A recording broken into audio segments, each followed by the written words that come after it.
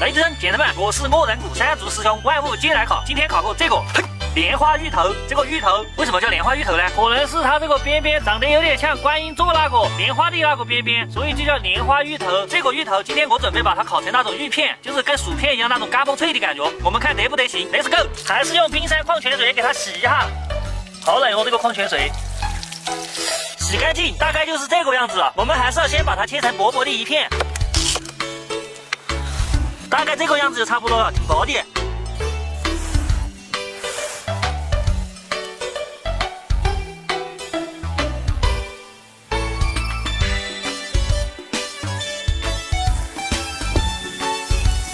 天黑了，放点低调的辣椒面面，放点寂寞的葱花，闻起来还可以，就是我挥了一会儿灰机就烤焦了。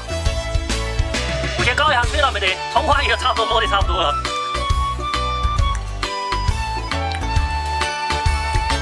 哪门不脆呢？这个地方是脆的，这焦的没法吃，味道还可以，有点像那个烤焦了的馒头。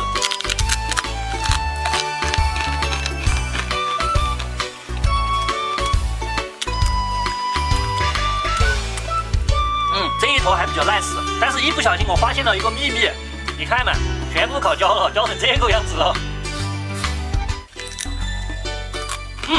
这还有一坨梅鱼，这种没焦的里面就那种就像烤土豆一样，里面是粉粉的那种感觉，很爽。